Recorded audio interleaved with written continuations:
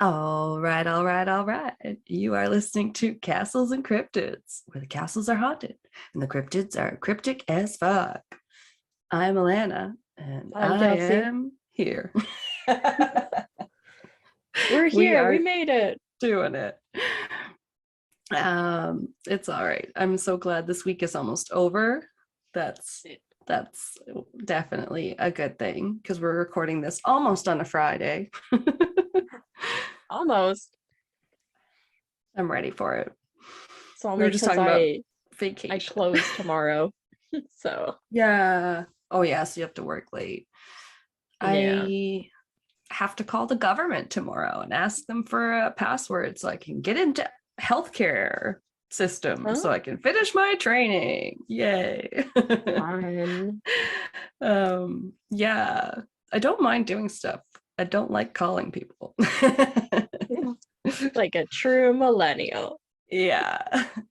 Well, they Hmm. were supposed to just send me one in an email and they're like, we're sure we sent it to you in this date.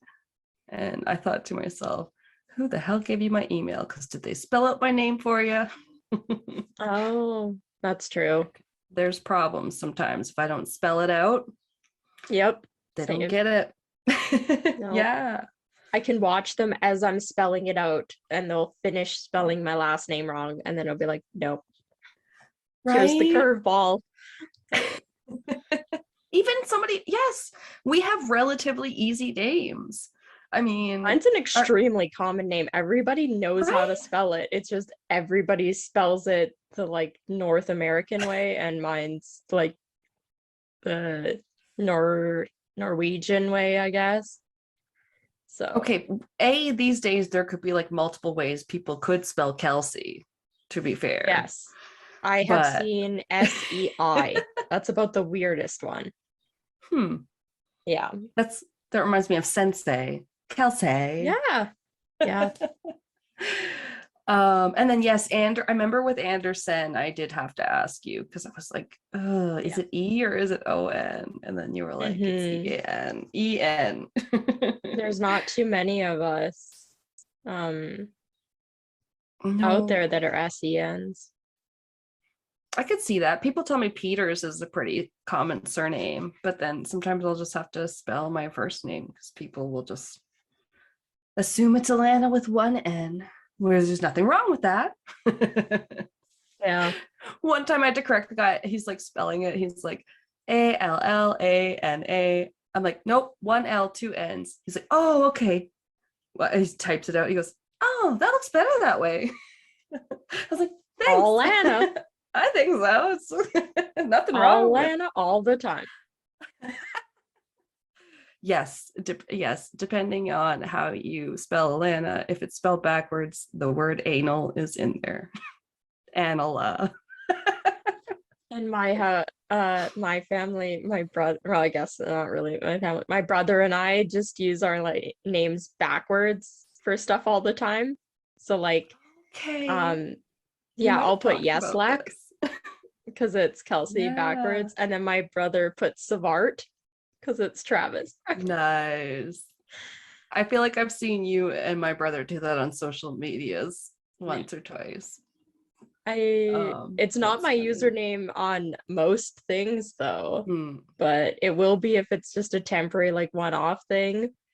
Yeah, Yeah. I could see that. Easy to kind of remember. Yeah. It's like our go-to. Right. And there's not going to be maybe 10,000 yes Lex, but maybe 10,000 Kelsey.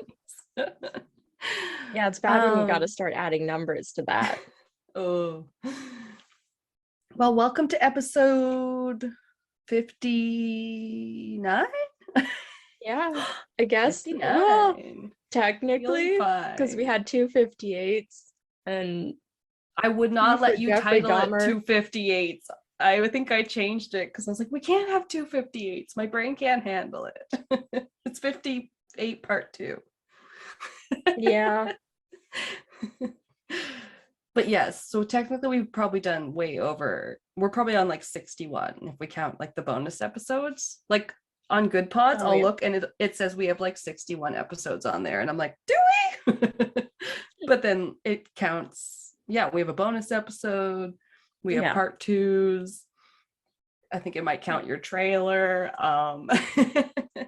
So Also yeah, start. we've done like 60 regular episodes, man. Ooh, that's crazy. I know. We're making our I way to 100. I know it'll be here before you know it. That's crazy. It's exciting. Hopefully, you know, we don't drop off like other podcasts, and then we can only grow, right? Tell a friend, shout it to the world. But Yeah. before we get started on our poison crimes, I have a fun news fact from this week. Or a fun little news story I ran across. Fun, maybe being an operative word, but it's it's a win in the fight that's currently going on against the Russians that have invaded Ukraine, as we all know is happening in Oh, okay. 2022 right now. Yeah. Not that we like to talk about politics, but this is really cool because the headline really got me. It's like schoolboy nicknamed hero of Ukraine held off Russian tanks using a toy drone. A toy drone. Like an aerial drone? Yeah, like a non-military grade, bought it at Okay. home. He's 15. Yeah, personal drone, I guess. I mean, like it's for pleasure. I don't know. I guess toy drone it's a weird connotation that they gave it. Oh. But okay, so this is just a quick little article I found by Sean Seddon, just to give the writer credit. So a 15-year-old boy who flies drones as a hobby helped to prevent Russian soldiers from overrunning Kiev. We don't want to say the Russian Kiev, so Kiev, right? Oh, Yeah. okay. I'm like, I Yes. don't know. Yeah, it's come out that the Ukrainian capital has been the Russian pronunciation for a really long time. So Oh. I guess if the more Ukrainian way to say it is Kyiv, and it's spelled Key, K-Y, I'm sorry, K-Y-I-V instead of K-I-E-V, like chicken Oh, okay. Kiev, which we've Yeah. used forever. Yes. Anyway, Okay. I'm terrible at trying to be up on terms, but that's how it's written here. And I was like, oh yeah, that's right. That's why they did that.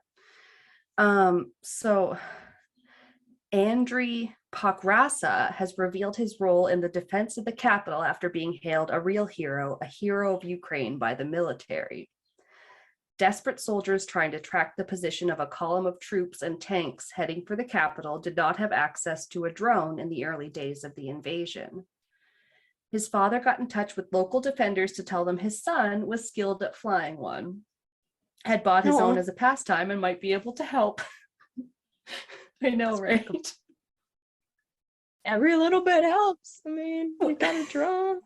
What if your dad did that? You'd be like, okay. I mean, I'd be like, if I had a drone, I guess I'd be like, cool. Yeah. Let's arm this thing and shoot some rockets Right? off of it. I'm sure he wants to make sure, yeah, his son's in a protected area, but it's awesome. It says not long after the schoolboy, more used to skateboarding than military reconnaissance, helped direct strikes against the convoy. The teenager told Global News, they provided us information where approximately the Russian column would be. Our goal was to find the exact coordinates and provide the coordinates to the soldiers. It was one of the biggest columns that was moving on the Zhytomyr Road, and we managed to find it because one of the trucks turned on its lights for a long time. That's kind of cool. Ukrainian soldiers targeted the column and were eventually able to stop the march on Kyiv altogether.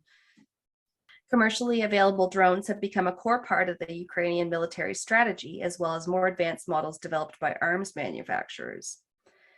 Taras Trowayak, a former retailer, founded a Facebook group to coordinate drone owners in Ukraine who wanted to turn their hobby into a surveillance tool for the army. That's really cool.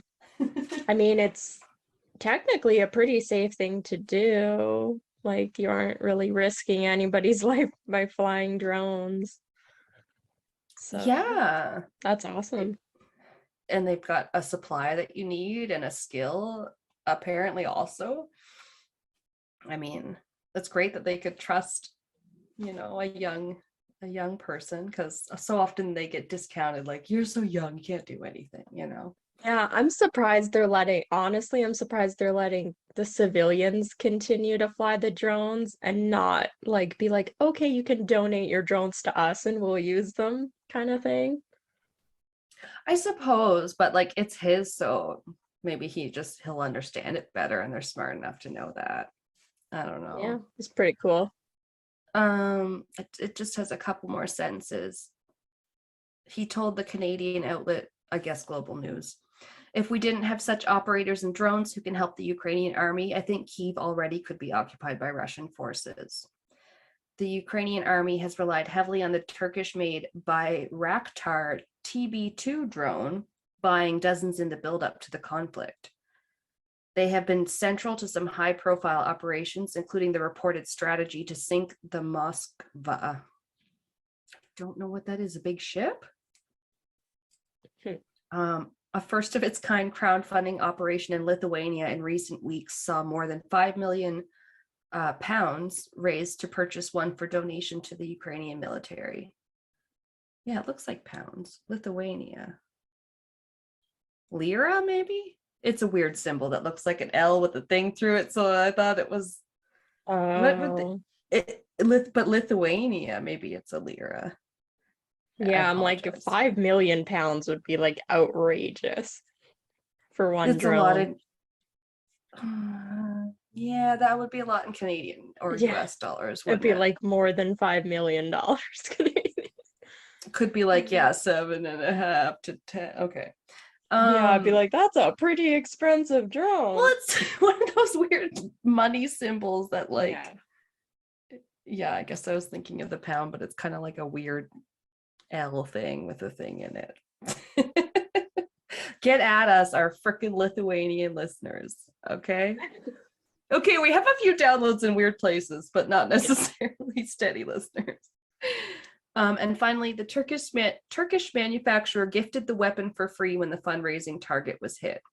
Oh, so they just gave the drone, donated it anyway. I'm just glad to see all these fundraising efforts and all this coming together. It's nice, but yeah, anyway, hopefully that's over soon, because we definitely don't want World War III and don't want people just invading countries just because they think they can.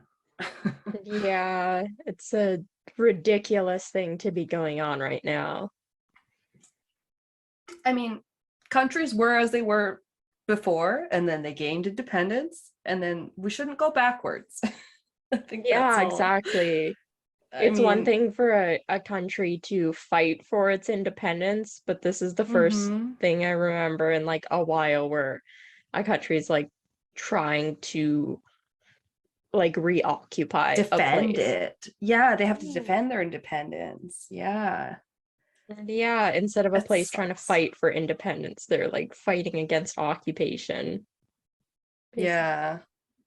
Ugh, that sucks either way, whether it's a long drawn out, defending of your territory or fighting to get it back. It's just fucked up.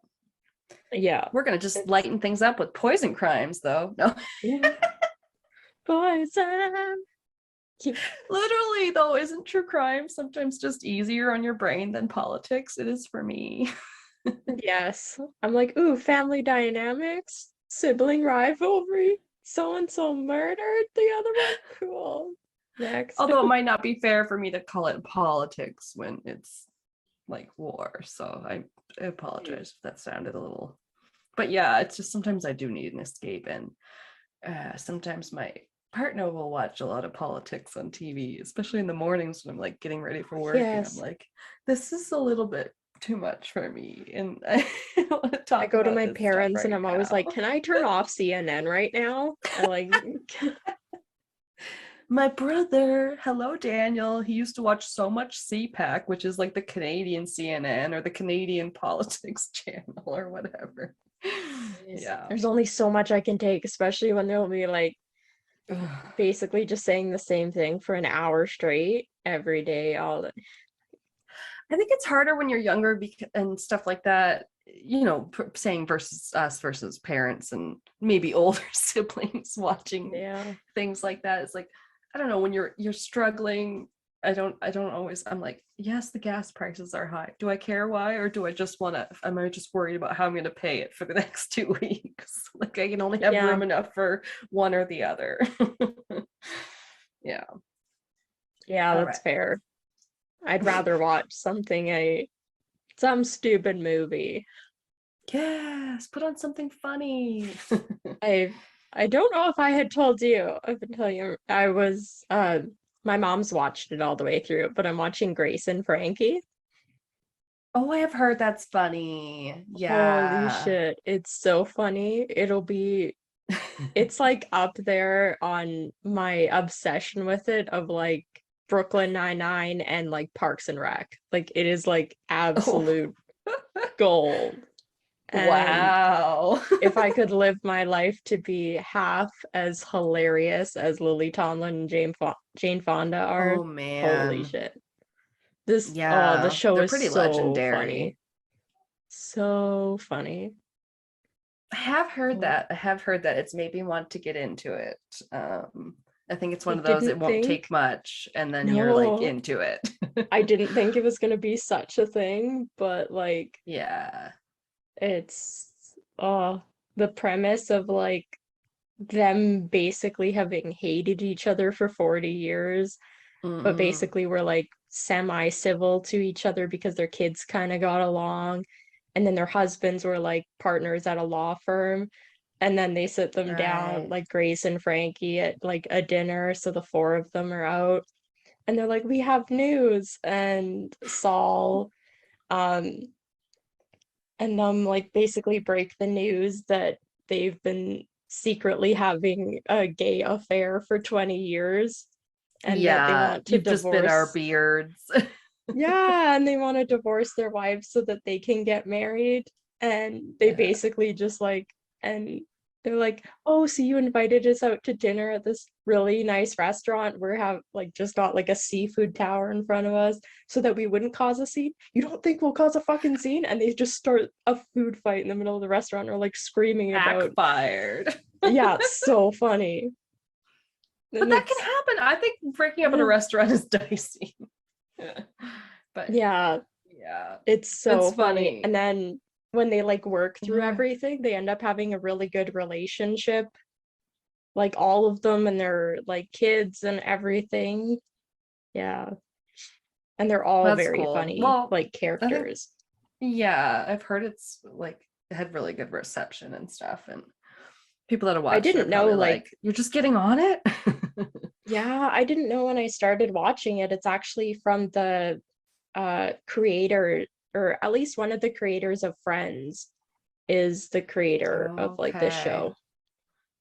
So, I yeah. think I had heard that it was maybe based on, correct me if I'm wrong, but like on two actresses that have had long feuds like they did, like maybe loosely based on actresses that had long-standing feuds. I don't know. See, Oh, now I I don't can't remember know. I the just know the actresses. her last name's Kaufman. I can't remember her first name. She's the one Friends creator. Um, I Oh, was Marta watching like a Kaufman. panel with them. Yeah. I was watching Yeah. a panel with them and they were talking about how they got the idea for the show. And she said she got the idea from the show from like her 19-year-old daughter with it like offhandedly was like, wouldn't it be funny if like this situation happened to somebody? And yeah, and then they ended up just workshopping it That's into a TV show over the funny. course of the next couple years. That's a good premise. Oh, it's so Awkwardness funny. ensues. Yeah, awkwardness, like half of the time Lily Tomlin or Frankie is like getting high and Ooh. just yeah, all Smoking the weed time. or? Yeah, they're like full on nice. smoking weed. Like, I don't know, probably a third of the episodes. And when they're not doing that, she's like Tibetan throat singing and like doing all Embracing this her weird inner stuff. hippie. Yeah, she's so Nice. funny. I love her. She's a good actress. Yeah. Yeah, my mom, I Oh. found out, has loved her for like decades and stuff. So my mom had like watched all the Aw. show and then, yeah, pretty cool. They're funny. I'm almost done it. I'll have to put it on the Netflix watch list. Yeah, it's not too hard to get through. The episodes are half an hour and there's like uh 13 of them per season. There's 7 seasons. Like, so you can blow through it pretty quickly. That's what Ressa says about I have to watch the Our Flag Means Death, which Yes. apparently I have on Crave. I Okay, and haven't it's watched it yet, but I have it. I'm no. pretty sure I have it downloaded. Okay, when I heard, I think I inadvertently almost started a podcast about a pirate today, and then they were like, if you watched Our Flag Means Death, and I was like, oh, it's about this pirate guy? Maybe I better not listen to this episode. So I think I know who it's about, and there might be a pirate in Outlander sort of named after him. Because there's a pirate named like Steed Bonnet, and there's a Stephen Bonnet in Outlander. I don't know if you've come Oh, across him okay. yet. If you got to, he probably wouldn't be till like season 4, maybe 3, They 4. just got uh fuck, young Ian just got kidnapped by pirates. Yeah. Oh my And god, I'm just then so glad you met young Ian. He's a great character. yeah. And then Claire is what, she went on the one ship because they were dealing with some outbreak. And then they basically, the end of the Oh, episode was them, like she was supposed to be going back to her ship with Jamie, and then they were gonna go with them to like help, and then they're like, nope, you're gonna stay on our ship, and like the ship with Jamie on it's gonna just follow us. right. She comes on their ship. They're like, we have a disease. Do you have a surgeon? And she's like, of course, it's me. And then they have like a typhoid outbreak or some shit. And they're Yeah, like, by something the like that, way, everyone's dying and we're going to kidnap you because you're a doctor or a nurse or basically. whatever. Yeah, a witch, whatever we think you are. Yeah. Oh, yeah, But that's rough. for Our Flag Means Death, I've seen a lot about it online, and I watched the Yeah. trailers before it came out. I'll watch anything with Taika Waititi. Like, come on. Oh He's my just God, like, yes. he's so funny. I love He him and I has can't wait for the new Thor movie. I the charisma in that man. I don't know. I don't know. Yeah, I love We him. could talk about that for days, but we better not. Yeah.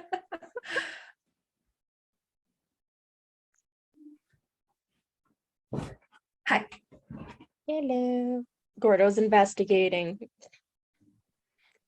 Is he? And he's back. Hi. He's gonna lay beside me. Oh, I'm gonna sleep in so much tomorrow. I'm so looking forward to it. Oh, you can Hey, sleep in. Yeah, that'll be I good. was on markdown today, so I got up at 4:45. That's why I'm yawning. Ay. Ay, ay, ay. Yeah. I'm sure it's not because we're boring. Oh, All right. it's because she's tired. All right. Well, I will try and keep you awake with this story. Oh, should I start again? Are we going to cut that out? Anyway, it's real. We're real. You guys are here for it. You love it. We don't pretend to be perfect. No. All right. So I have a story for you today that is sometimes called apparently the poisoning of egg birth. So Okay. there you have it. It's also just known in my notes as the Florence Maybrick story. So, Okay, it doesn't sound familiar right now. A lot of the poisoning ones I found when I was like researching a case, I was like, heard of that, heard of that, heard of that. Like, oh, really? yeah, I'd heard of like so many of them. It's like, oh shit. But You this one know, I isn't don't ringing a think bell. So I don't think I even looked up cases because I think when we had decided on this, and then, well, I'll tell you why. Because I heard this on Ye Old Crime when I was listening to their episode that featured our promo in it. I think it was Oh, okay. episode, yeah, it was either episode 98 or 99, and it was called Maybrick, She Did It, or something like that. And it's, yeah, it was a great title. So yeah, shout out to Ye Old Crime for giving me it. Like, I enjoyed it. And yeah, so I wanted to cover it here because I had never heard it. So I wondered that if you hadn't either. Yeah. Okay, so yeah, it's kind of old. So Florence was born on September 3rd in 1862 in Mobile, Alabama. I got a cat. No. Sorry. I said Alabama without even really meaning to, so I don't know what's happening. She was born Florence Elizabeth Chandler to mother Caroline Chandler DeBerry and father William George Chandler, a former mayor of Mobile and partner in banking firm St. John Powers and Company. Her father died before she was born, and her mother remarried when Florence was 10 to a Baron Adolf von Rock. Ooh, a Baron and a Vaughn. Okay. Like, And an Adolf. You know he fancy. He a Baron and a I know. I think a Vaughn is common in some German names. I have a friend who's a Von Semler. Yeah. I always liked it though. This man was a cavalry officer in the 8th Cuirassier. No, I don't know. I read that like it was a French pronunciation, but it's a regiment in the German army. So who's to say? Maybe my sister knows. Honestly, here I'm sometimes like, no, I got this. Like, and then I'm like, go to say it out loud. Nope. Yeah, that's me every time. Even when I have like phonetic typed out how to pronounce it, I'm like, I'm gonna. Nope. I'm not usually as worried about it unless I'm gonna have to say it repeatedly. Then I feel like it's a little disrespectful to constantly say it incorrectly. It's me when I get to my case and have to say the family name, which I didn't look up how to pronounce.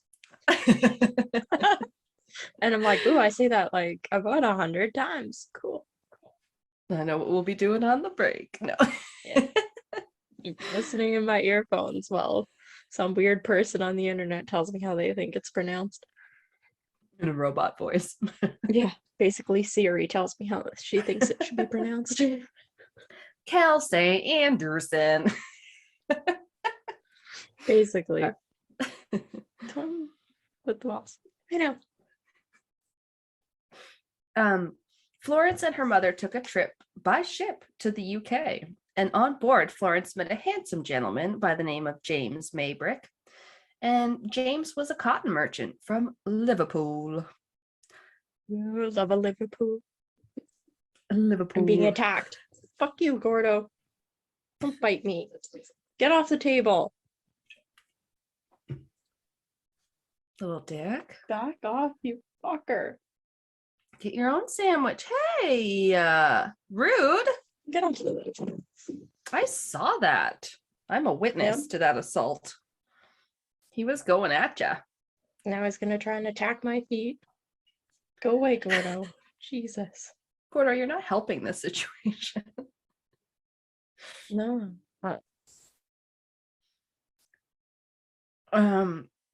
He was almost 30 years her senior, so it caused a bit of a scandal when they started spending a lot of time alone together on the ship. Okay, yeah. Although I don't know, there's the 1700s when I'm like reading the Outlander and stuff, and they're people with easily 30 or 40 years difference between them, right? And it's like, it's so weird how they regarded age back in some olden times. Yeah, anyway. I find that weird because you think about like the life expectancy they had too. So like 50 was like 80. So if there's a 30-year Which age difference, it's like a 20-year-old dating an 80. I think it definitely makes a difference because, yeah, it was shorter because you could just go at any time. I mean, a lot of the Yeah. times people don't consider that the average age was lower because you could die in like childhood and infancy just as easily too. So it kind of, you know what I mean? Like Yeah, evens it it out or skewed it. whatever. Yeah. But yeah, she was about 17 to 19, depending on what article I could find. And yeah, he was 42, so it was roughly 23 to 25 years or so. So yeah, it was a fairly decent gap. But I don't know if her mother was there. She didn't, from what I read, had no problem with it. Apparently, she probably liked that he was a businessman. A businessman. Yeah, so they got along swimmingly and were married the following year, the 27th of July, 1881, at St. James Church, Piccadilly in London. And they moved to Aigburth, a suburb of Liverpool. Keep thinking of the Beatles show we watched every time I go to say Liverpool. They did some really good Beatles, like Ringo and Paul McCartney, and good accents when they had like audio piped in that I was like, that can't possibly all be their audio, right? During the like Cirque du Soleil show, I thought some of it was people doing really, really good Beatles impression accents. I don't You know what remember. I mean? Just like talking in between the songs. Anyway, it's not important. I'm I apparently don't remember. tangenty today. Help, I need somebody. Okay, so yeah, they moved to Aigburth and their home had a name. I love this. It was known as Battle Crease House. Okay. I mean, if I had enough money, I would buy such an old house that basically looks like almost exactly like the creepy house from the new season of Stranger Things. And Oh yeah. Okay, and I'm that like, they drew. yes, Yeah. I would love it. But I don't even think, I think you just decide if your house has a name. Or I remember I was trying to tell Pat when we bought this house that we should give it a name because we could call it Skyview Manor because our neighborhood is called Skyview, which Oh is yeah, and you already have a bunch of rat, a whole bunch of raw in your. the rock. Yeah, there's some rock features like a rock wall kind of. Yeah, the guy liked river rock. There's a shower that's got the smooth river rock Yeah, stones, you got a which tree is stump sink or a tree yes. trunk sink. These beautiful things are lovely in hotels because you never have to clean them. All that grout in between all the little rocks. I tell you. It's my own penance for owning a beautiful home. But yeah, I was like, we should call it Skyview Manor. And he was like, okay. But then again, I love Skyview. It sounds so pretentious. I mean, when can't you Yeah. see the sky? It should be Skyfall. Although one time I think it was the V or the W got knocked off on the sign for the sky view. Right, you. So it was something fell. It can be Sky Ew. Sky Sky Ew. Ew. Except Ew is spelled weird. Oh my god. It's better than some of the names in Alberta. So yeah, they loved having company over to Battle Crease House and going out to social events or out on the town. But their marriage wasn't without problems. However, they did have arguments about finances after those became strained. And James apparently had to try and curb Florence's spending, or Flory, as she also liked to be called. So I might call her Flory. Flory. Flory, it's cute. It's Flory's story. But she loved to spend and she would just take out loans using her jewelry and apparently against the land that she was supposed to inherit in America. So I don't know how dumb Oh, bankers were, but she was just taking out loans and just spending whatever she wanted anyway. So he traveled to the States a ton for work, and infidelity added another strain to their already strained relationship. Because James had numerous affairs, and one mistress actually had 5 children by him. Oh, wow. I think he was a little busy. Yeah. That reminds me of Charles Lindbergh from when we read that book for book club. He had a whole secret family. I don't remember. Yes, To the airplane to be guy. fair, other than a couple of those books, I basically skim read them. Okay, I think that one appealed to me the most, and I remember it the most because it had a true crime aspect, because the Lindbergh baby kidnapping was in it, because the baby Yeah. gets, that, but yeah, I don't know, that was one of the only ones I liked from our book club. Some of them were way too religiously overtoned or just too boring. Yeah. There was a I don't know. couple that I really enjoyed, but yeah.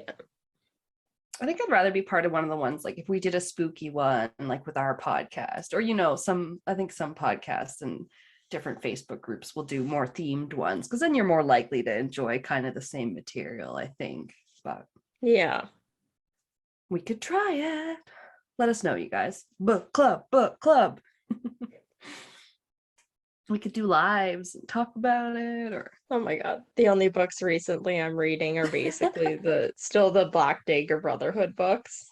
oh I yeah. just power read through like 3/4 of one of them last night. I read like 300 pages. This book, and Oh my then god, yeah, you could have I a like vampire themed book yeah, I closed it recommendation. like on I my don't know. Kindle and then was like, oh sweet, what's next? And I was like, oh shit, I'm still a book behind in this series. I was like, damn it. And there's another Like one the I think coming out. Supernatural of book series. It's got so Yeah. many seasons. What? Between all the offshoots she has now, there's like 30 some books.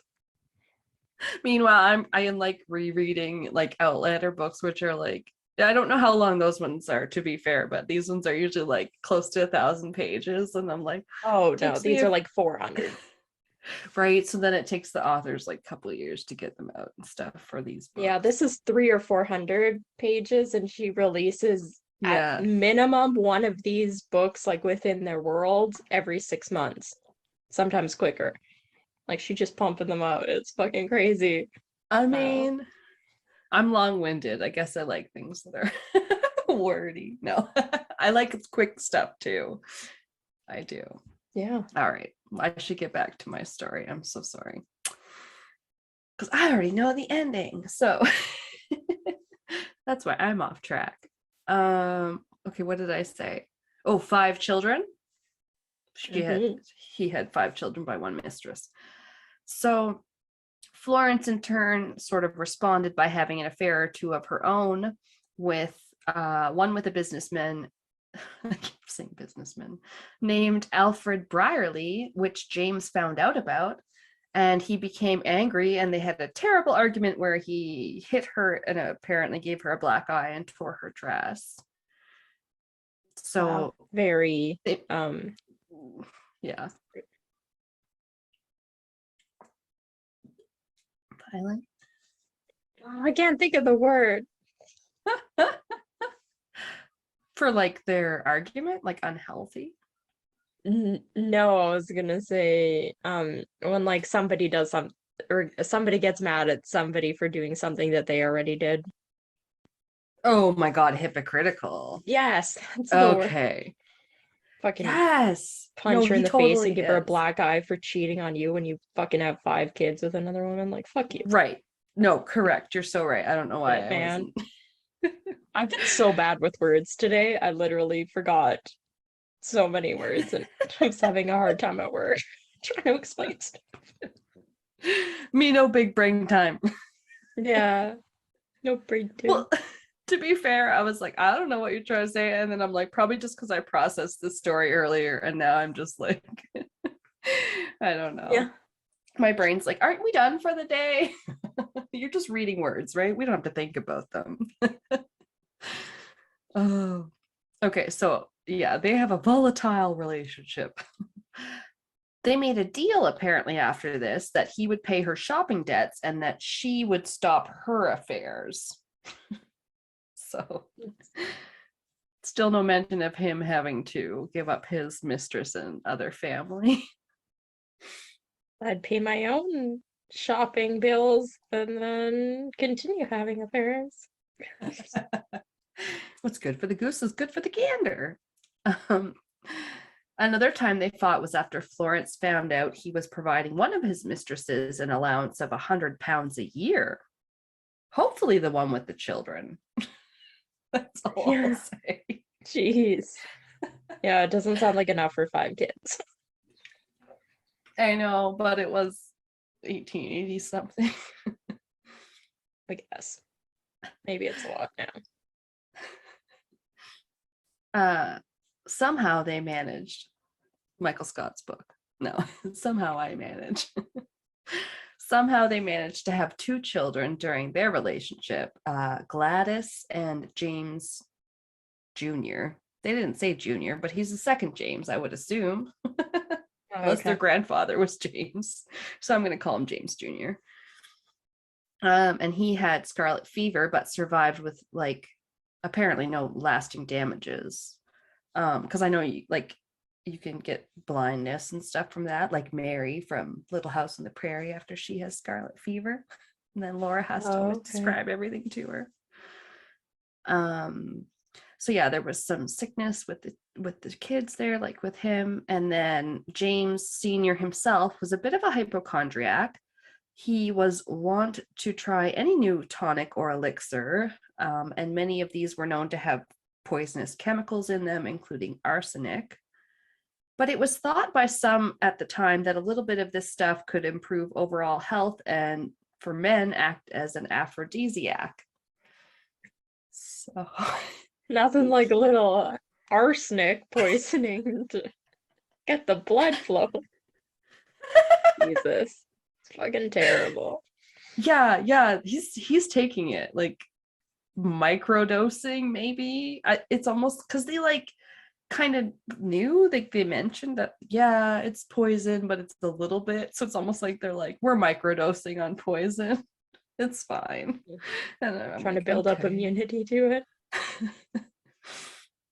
What is it they always say on Wine and Crime? There's ghosts in your blood, do cocaine about it. About old-timey medicine. Which they did like to bloodlet a lot.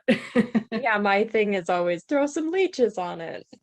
There's bad humors. Oh wait, we can't give you that blood back. All right. Some other tonics he took had strychnine, belladonna, phosphoric acid, and arsenic, as we mentioned, in them. There was one over-the-counter solution called Fowler's solution, was like a common household tonic with arsenic in it at the time. That sounds vaguely familiar for some reason. Okay. Yeah. But not from your case, maybe? No.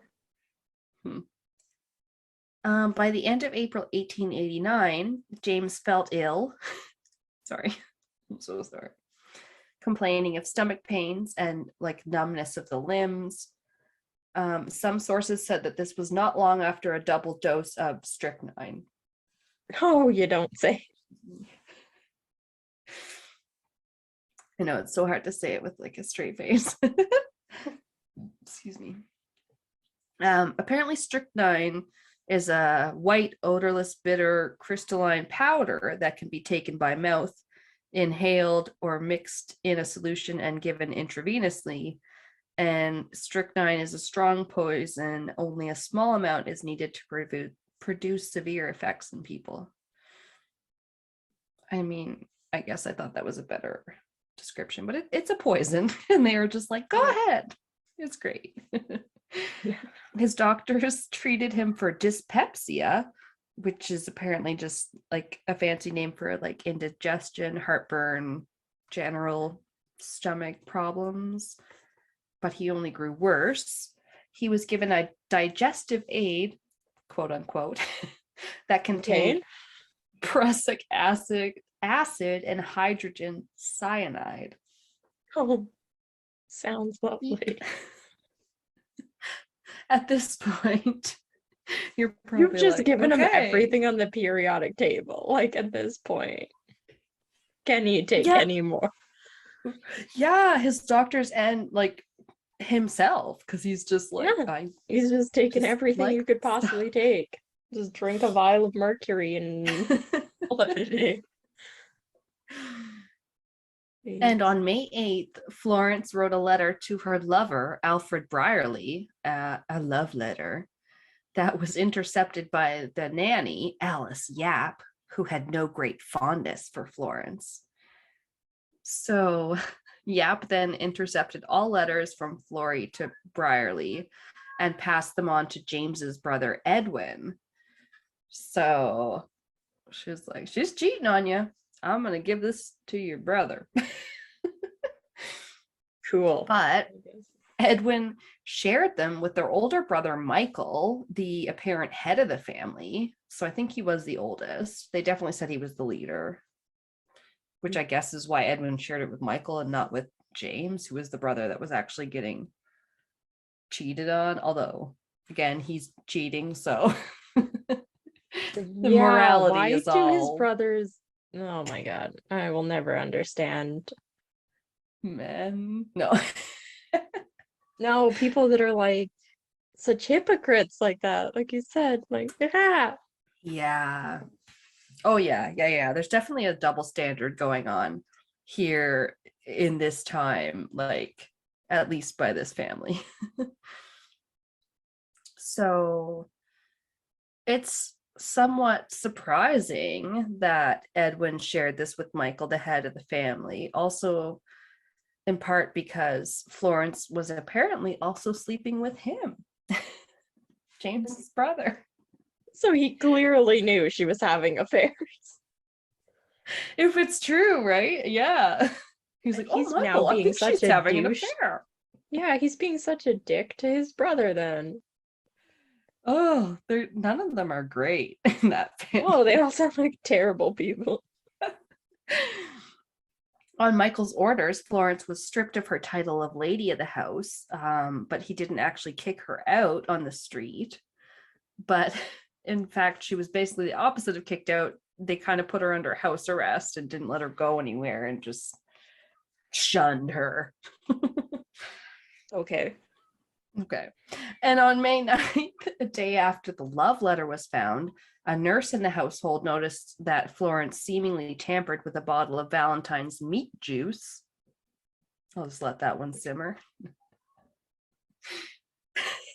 I think it's like a beef broth. I can only hope. Yeah.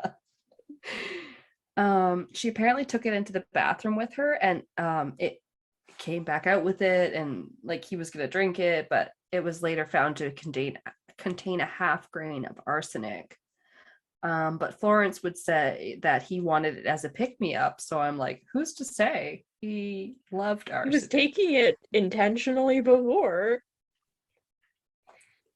Yeah, exactly. So of course he grew worse and worse, even under the doctor's care, and eventually passed away, or rather not quite eventually, because it was just on May 11th, 1889. He had begun being really sick kind of in April sometime. So it was about 3 weeks from what I recall. Okay. Once his brothers found him deceased, they ordered an autopsy done. They wanted a medical examination. There's a bunch of, I know you say you usually can't hear it. I can hear a bunch of kids outside the door, or the window, but the I can mic's hear probably not it picking it up. sometimes when it's like when you're not talking. It's really quiet. Okay, yeah, there was a few kids just. But it's not very loud. Okay. Yeah, sometimes on podcasts they'll be like, oh my god, my cat, or the outside, and I'll be like, I heard nothing, or I'll be like, oh my god, your cat was so annoying. Yeah.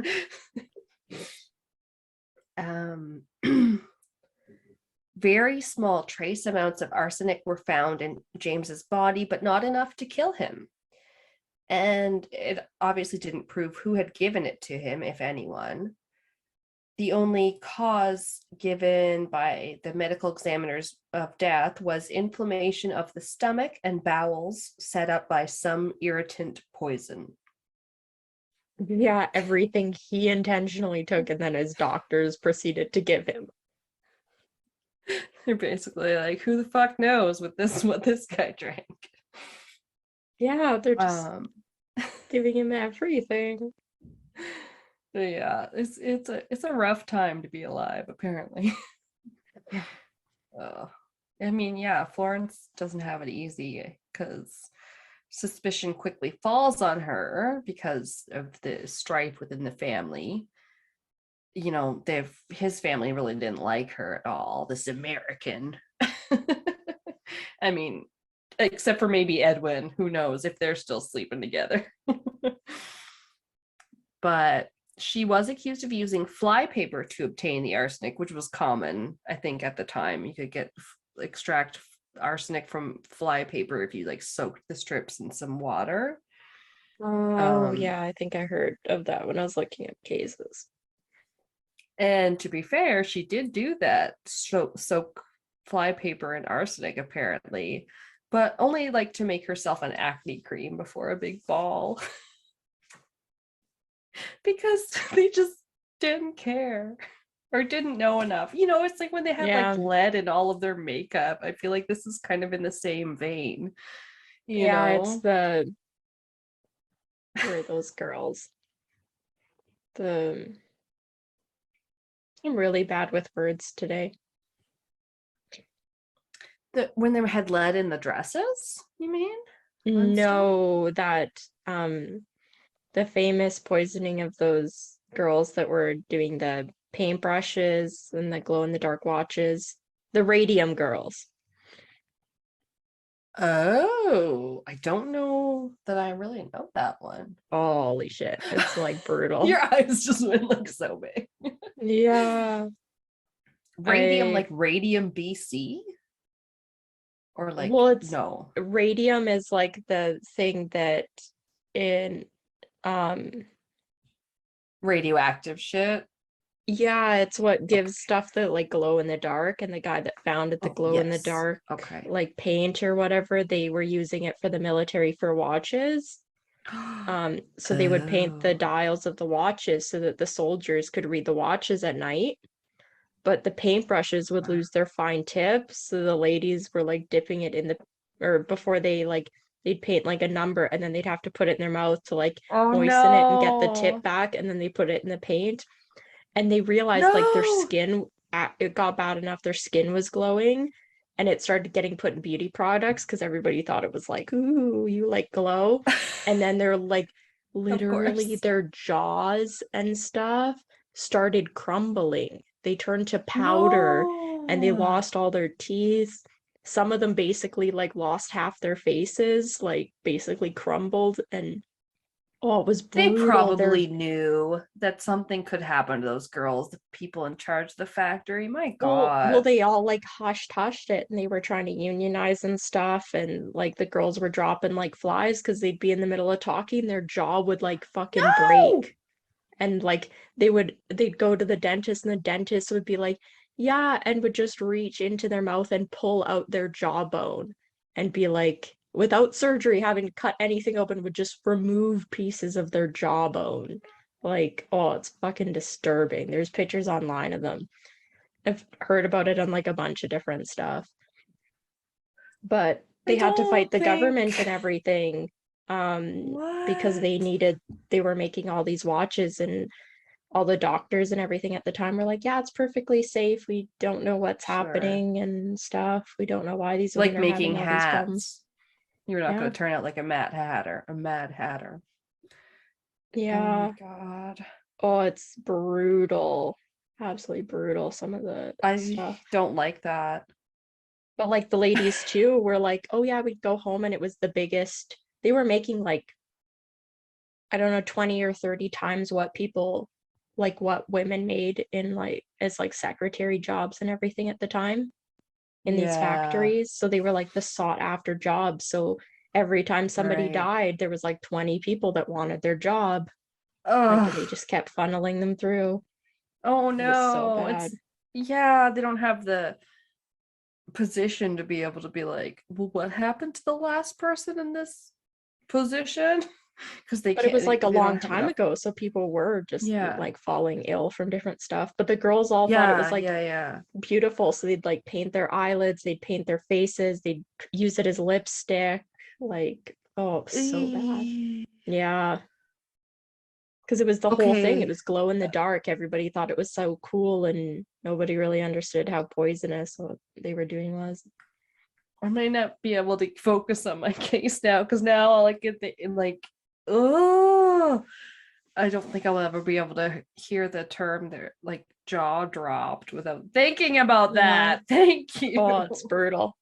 I keep holding my freaking Yeah. cheeks. Like, oh, I kind of am reminded of episode of the Doomsday podcast that I listened to, the History's Most Dangerous podcast, Hmm. where there was a random medical looking type piece of machinery found kind of in the middle of an old abandoned facility, and people were like scavenging for parts or something, and they were like, oh, this looks really like valuable, and it has a little window on it, but they couldn't get into this glass window, so they were like chunking at it with different tools and stuff until they could Oh get my God. into it. And it was like, oh god, you shouldn't do that. Why are you doing that? It's obviously so close for a reason. Because it turned out it was like for treating cancer patients, so it was to let out like this tiny little pinpointed ray of like radiology, like, what am Yeah. I trying to say here? Radiation? Yes, thank you. Radiation, like high, like yeah, in like this tiny pinpointed little area, but only like kind of, it was almost like a camera click, right? It was like only if the viewing thing was open or whatever. But this, so say they were like just jamming and just breaking their way into this like viewfinder because they're like, oh, we see this pretty light inside, and it's like, yeah, that's Oh fucking my God. radiation. And then like apparently somehow some of it got brought home to someone's like little girl who was like playing with it and like putting it on her face and putting it in her sandwich and stuff, and that's what that just reminded me of. Oh, it was horrible. Like a shit ton of people died. I was like, oh my I can't god. remember what the it fucking is. I'll have to find out from my dad, but my grandfather Yeah. apparently had like a piece of something that was radioactive, like in the living room. It was like some sort of rock, and like nobody knew it What? until my dad was like older or whatever, and then they found out. Oh Yeah, and it was my like sitting in their living god. room. Yeah. That's insane. They're like, oops, guess it wasn't too much. Wasn't that harmful. Yeah, it We're was alive. something. It's like a well-known Jeez. like thing. I just can't remember what it was. He was given like the piece of it by like somebody. Like it was a big It's deal, but crazy. yeah. Anyway, I'm sorry. Um, where did I get to? Okay. Oh, probably at the top of this page. I don't remember saying this. She was arrested and charged with James's murder. She stood trial at St. George's Hall, Liverpool, before Mr. Justice Stephen, which was, it was like, was that his name? But no, it was like his title. He was yeah. Sir James James Stephen, first Oh, baronet. It's like the laziest name. It's like when they can't think of something. No offense to my Uncle Bob Roberts, but sometimes names are just too repeating. yeah. My aunt just said she was listening the other day. So, hi, Aw, Anne, Uncle Bob. Bob's my uncle, okay? perfect. He's awesome. Um, but she was actually convicted and sentenced to death. So that happened. But the public took a bit of umbrage with this. I mean, as I would. and newspapers ran many pieces and op-eds about it, and crowds shouted her innocence. So the public was very much on her side. And after this, Henry Matthews, the Home Secretary, and Lord Chancellor Halsbury came to the conclusion that, quote, the evidence clearly establishes that Mrs. Maybrick administered poison to her husband with intent to murder, but that there is ground for reasonable doubt whether the arsenic so administered was in fact the cause of his death. Or everything else combined. Which, how they know they think they can prove that she intended to murder him is beyond me, but okay then. I think the important part is that eventually her sentence was commuted to life, and new evidence was eventually publicized, quote unquote, by fans of Florrie, but there was no possibility of an appeal at that time. And the Home Office, it's called, aka the Home Department, which is a ministerial department of the UK government, they were not inclined to release her. And they deal with immigration, security, and law and order. So apparently they got the final say. I don't know. Okay. But she had many advocates for her innocence, including Lord Russell of Killowen, the Lord Chief Justice, which he sounds important. Why the hell couldn't he do something? Yeah, Lord Chief and Justice. Although, like, yeah, I remember from working at, you know, a historical settlement like King's Landing, they had like justices of the peace, almost as common as like judges or something. Like they have a very fancy title, but I think they were almost more like a combination judge or a sheriff or something, you know, like kind of like one in every town. I don't know about this title. The case became incredibly well known, and this is in a time of newspapers on both sides of the Atlantic. I just meant like news had to travel kind of slowly, but it still ended up like in the news, in all the newspapers and stuff. No one could pinpoint a solid motive. They did have relationship issues, but they weren't prevented from divorcing. I mean, for a time they both wanted a divorce, it seemed like. And James didn't leave her much in his will. After her affairs were out, again, yes, hypocritical, but she arguably would have had more money staying with him than killing him, or, you know what I mean? It wasn't like she was going to get a big insurance payout. And other theories would include maybe just the shame of divorce, but I just don't see that as a motive, I guess. Or fear of losing her children in a custody battle. And it's apparently that in her memoir, Mrs. Maybrick's own story, My 15 Lost Years, we'll get to it, Florence describes the following as she knelt down by her late husband's bedside. Death had wiped out the memory of many things. I was thankful to remember that I had stopped divorce proceedings and that we had become reconciled for the children's sake. Okay. So she makes it sound like they did kind of make up before the end. I don't know. But she was convicted and served her time at Woking, W-O-K-I-N-G, district female convict prison up until 1896, when she was moved to Aylesbury prison. Her first 9 months were in solitary confinement. And then she was moved to a different regular cell with the rest of the population, the prison population.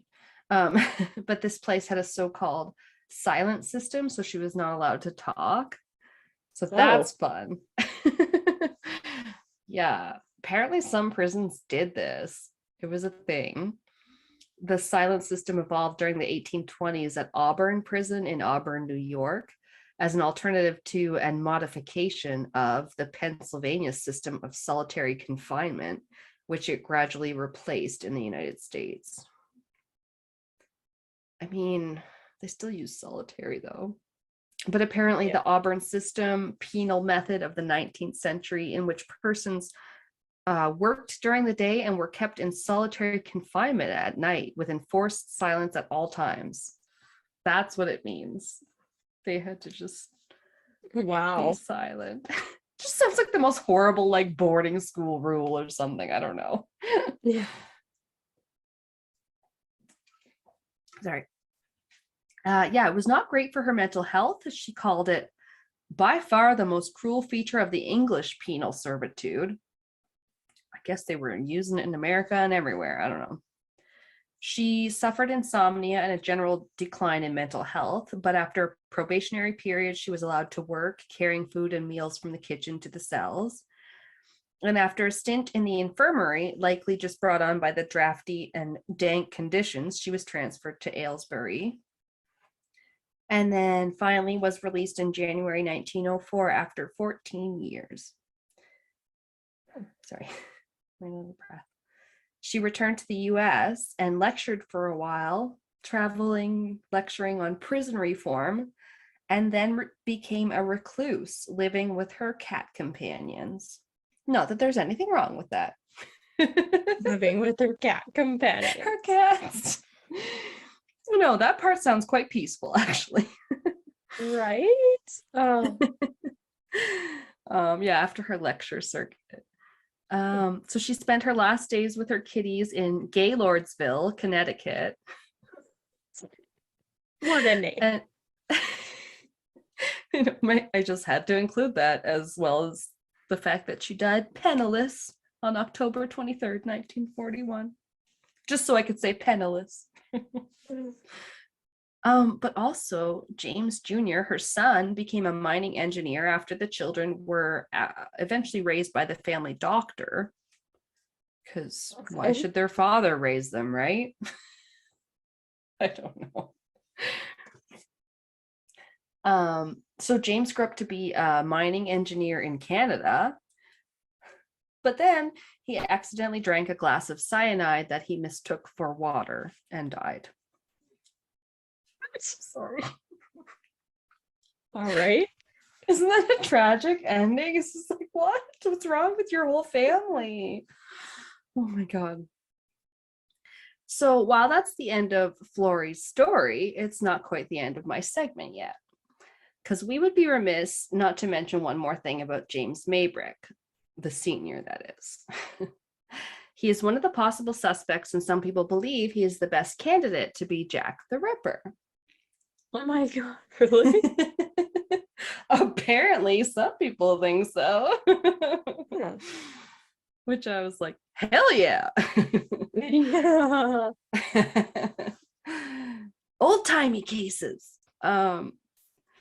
A diary was found that purportedly belonged to James Maybrick, and in it were detailed descriptions of the Whitechapel murders, of which some details were apparently only known to the police.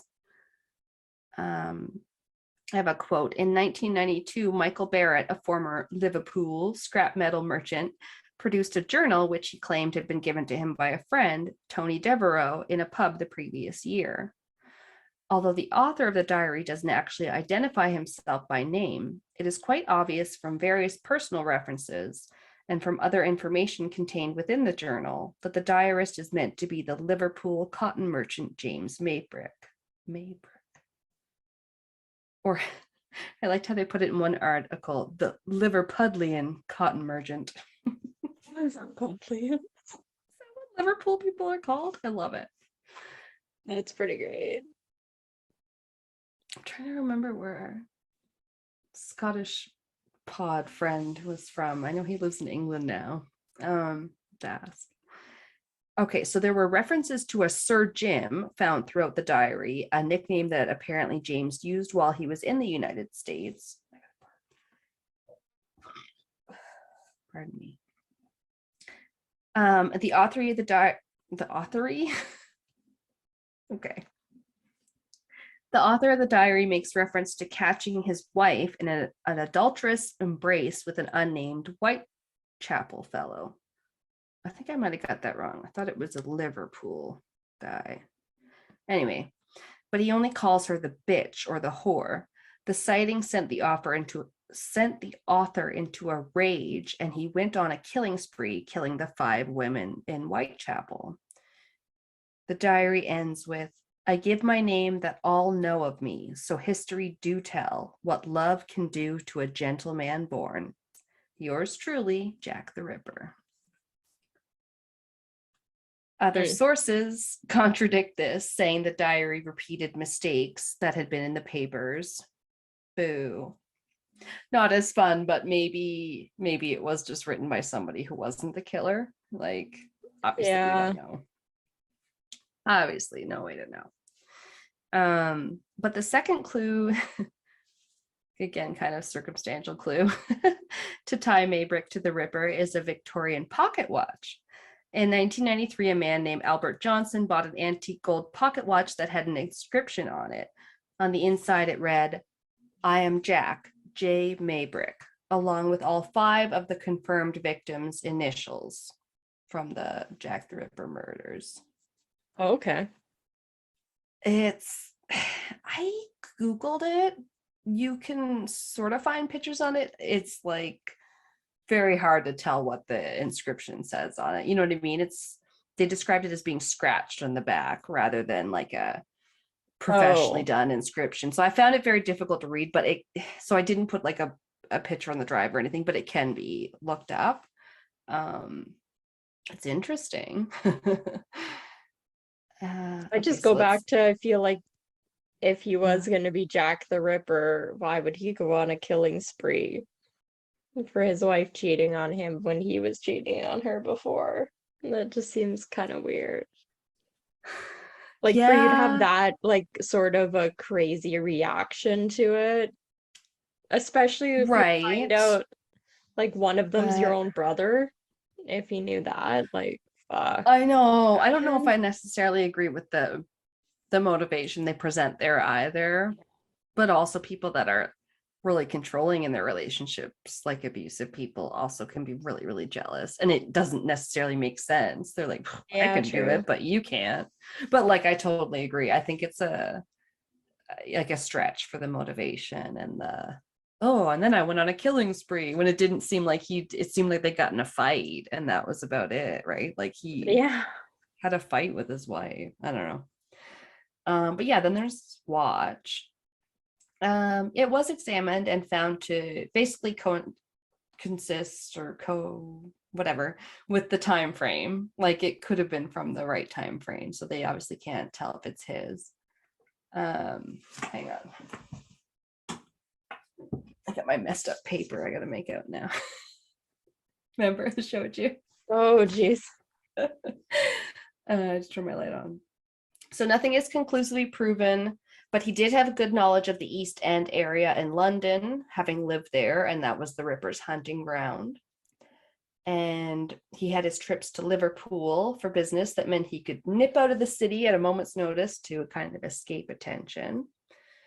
So that's been noted. And there was also a Victorian photograph of one of the crime scenes that showed the letters F and M on the wall behind the body. Florence Maybrick, perhaps. Maybe a revenge killing, some people say. And one author named Shirley Harrison does believe this wholeheartedly, that he is Jack the Ripper. And she apparently also asserts that he is a serial killer that was active in Texas in 1884 to 1885. This killer was known as the Servant Girl Annihilator and had killed 8 people over a 2-year period. That was 3 years before the first Ripper murder.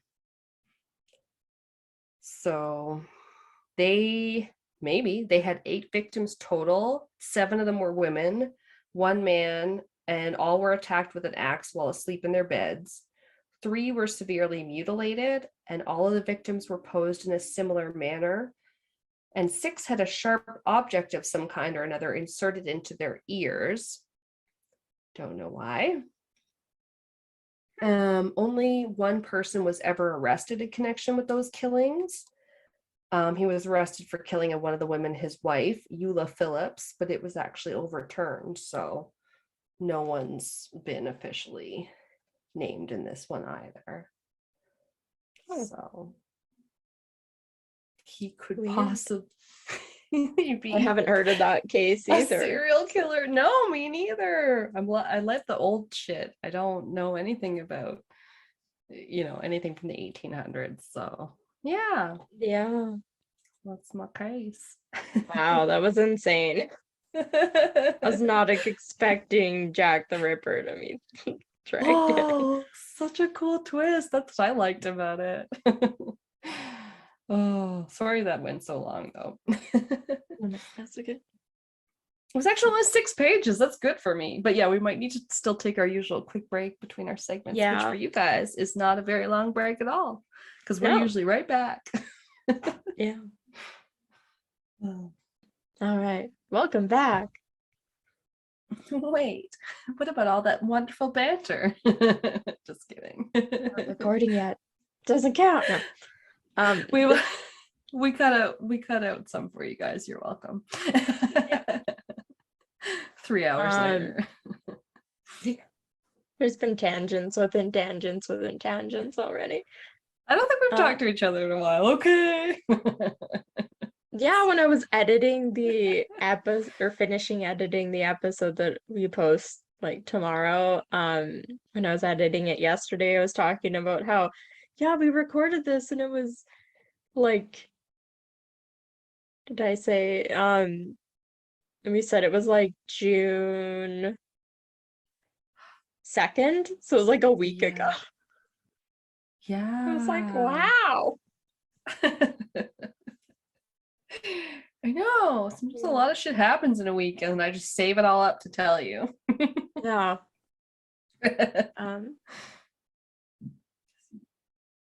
Oh my god, I already forgot how to pronounce the name. Okay. I think it was Staudte. Staudte. I'm gonna do. So this is the murders of the Staudte family. Ooh, family. Yeah. Speaking of annihilators. Yeah, this one's kind of weird. It piqued my interest when I was reading it for sure. It's like, and I hadn't heard of it before too, which was kind of interesting. So yeah, that's always good. In 2012, the Staudte family was living in Springfield, Missouri. Springfield. Sorry. Simpsons. I know, as soon as I read that, I was like, she's gonna talk about the Simpsons. Because there's 17 Springfields and you never know which one they're in. And so the mother of the family is Diane, and she was trained as a nurse. She was basically the breadwinner of the family. And her husband, Mark, he didn't really have like a job. He basically stayed at home and looked after the kids and was kind of working as like a local musician. He was playing in a band. The whole family was, I guess, pretty active, or at least regulars in the church. It is said that Diane herself, the mother, was very active in the church.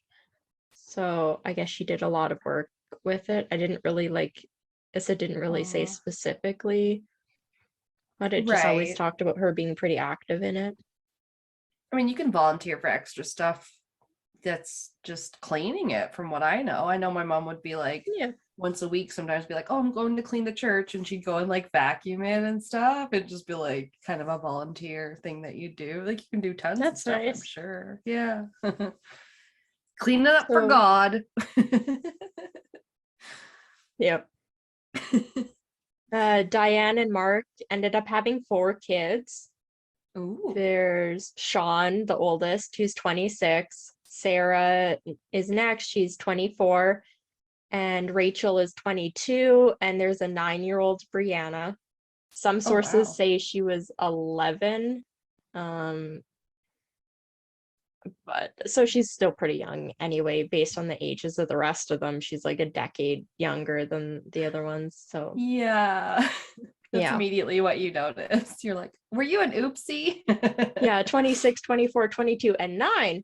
Uh, We had her when we were 57. No, I don't know.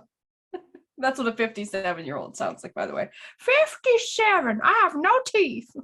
it actually would have been because Mark, the husband at this time, is 61 and his daughter's Okay. 9. So they did have her when Oh my they were in their gosh. 50s. Yeah. Wow. Yeah, that's quite late for normal. Yeah. They had the rest of their kids pretty late too. Their 40s or late 30s. Right. A little bit of a late start. Yeah. No reason to So chain up your wife, though, like in China crimes, just because you got married at 33. Chain up your wife. um let's just say this one flips it. Diane is quite the piece of work. Oh no. I have a whole lot of quotes from her, and let's just say they're pretty terrible. Uh-oh. So, yeah. Diane described her children as, quote, little professors. They all had their little special interests, but boy, they knew everything about their special interests. Okay. Part of this was probably because Sean, who was 26, had autism and he was living at home. And the youngest, Brianna, who's around like between 9 and 11, don't really know because she's underage at this time. She also had learning disabilities. And Sarah, who's the second oldest, she was a university graduate. She had had pretty high grades, but after she graduated, she had been unable to get any sort of job and therefore was unable to pay back her very high student loans. And this forced her too to be living at home. Right. As I'm Yeah. sure so many can relate to. Yeah. And because of this, Diane basically and very openly favored her daughter Rachel, who Oh, basically in her no. eyes could do no wrong. Ew, Yeah. why? Right? The economy sucks. And Rachel's Yeah. just the youngest that isn't out in it yet. She's the youngest, right? You said? No, she's the second youngest. Rachel's only Oh, sorry. 22. But Sean and Brianna have Okay. learning disabilities, and then Sarah has college debt. That's basically And what it comes Brianna's down the to. youngest. Yeah. Okay. So on April of 2012, the Easter Sunday, 61-year-old Mark dies very suddenly of what's believed to be natural causes, most likely due Oh, to his unhealthy lifestyle. okay. It can Yeah. happen. Yeah. He was Knock on wood, 61. not to me. His bandmate said that he had been acting kind of strangely on the Friday night before. So that was Sunday. So a few days before the weekend started, he was slurring his words, and they said that his skin kind of appeared yellow. Huh. Yeah. And according to police reports, Mark had a ring of blood that was discovered around his mouth at the time of his death. And the police, Oh. as I said, determined his death was natural causes. So they had no problem cremating his body and releasing his ashes to Diane, which were then scattered. It said that they were scattered into a lake. Somehow I feel like they're going to regret cremating him. Yeah. Oh. With the $20,000 life insurance payout they received after Mark's death, Diane moved the family to, it was the same town. It was just a bit of a nicer part of it because it's only $20,000. It's not a whole lot. They're on the south side, uptown now. I don't know. Why is it in my experience the south side always has more money? I don't know. She says living on the north side. It definitely wouldn't be. Is it Chicago they're in on Shameless? So sad. Maybe, but that just reminded me of something I wanted to tell you that might not be that significant to you, but I was renewing the license plates the other day, as I do with my job. And Yeah. sometimes if I come across names that are familiar, I get a little excited. And I came across a name that I knew, and it was Bret Hart. And I was like, that's a wrestler. And I was like, is that not the wrestler that, like, I knew the Hart family is a big wrestling family out of Alberta, and like they had a thing in Calgary, Stampede Wrestling, that was really big, and like Okay. trained a lot of like athletes there. And Chris Jericho went there, who I think I was talking to you about him off air earlier, but is from Winnipeg and is Pat's favorite wrestler. And he was the one, oh yes, because I had been listening to an episode where he had a girl on that was from that cult that I was talking about. Yeah. But yeah, I renewed license plate for a very famous wrestler named Bret Hart, and I was like, oh my god, I thought he was dead. Oh no, that's his brother. Oh, he's alive. That's pretty cool. Yeah, he's like in the WWE Hall of Fame. Like in wrestling, he's like pretty famous. So I was like, oh my god. And I told my Nice. boss, and I got all excited, and then I texted Pat. Anyway, I'm glad that came up because I had been meaning to say something if anyone cared. Anyway, you got to nerd out at work. You don't get a lot of fun things. If there's someone like sort of famous that you know, then you're got their like license plate and address in front of you, you're like, whoa. I guess, yeah. I At don't least have I access am. to any of that anymore. Of course, I can't look up anything for fun. I would get fucking put in jail. But yeah. Yeah. So, all right, back to the Staudte family. Back to the show. Yeah. So I think it must be still in 2012. Yeah, because so Mark died in April. Yeah, so this is 5 months later. Okay. Are we ready? Okay. 5 months later, 26-year-old Sean suddenly died No. in the family's home after experiencing flu-like symptoms. Oh. Yeah. Oh, it's like I forgot we were doing poison crimes. He's so young. That cannot be natural. No. But they do rule it as like basically natural causes. Like unknown, sort of. They kind of narrowed down. So he died at home after experiencing flu-like symptoms, I assume over a few days.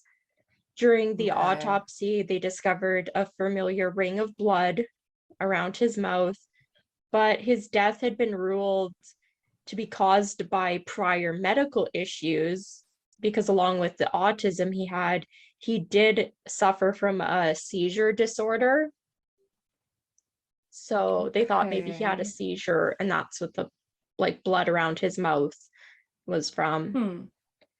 And Sean's body was released and also cremated. No.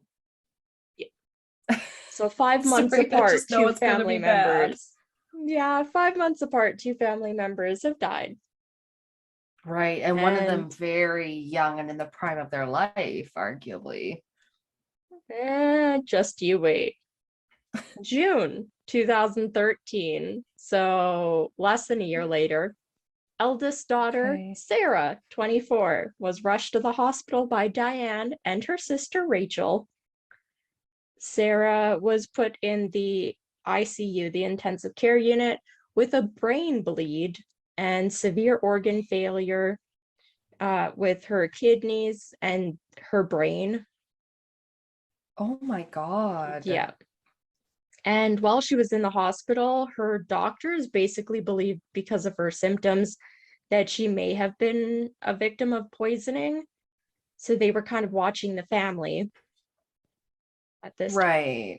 She didn't have any history of any medical problems, I would imagine. No, she was just the one that suffered from debt. That was literally the only thing. Debt, like student loans? Yeah.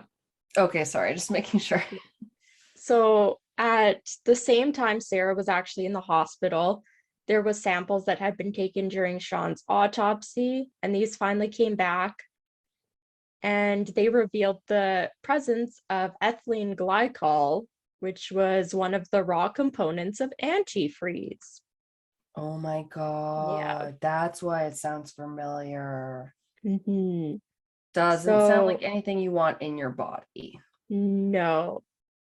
The test results have taken a long time to come back because the tests for ethylene glycol are not typically even part of the toxicology screenings that they do in autopsies. So this was like a special thing that was sent off. Okay. And this testing was not done during Sean's initial autopsy. So I guess he had an autopsy more than once, because they obviously, with him being cremated, they would have had to do it like a couple times before he was cremated.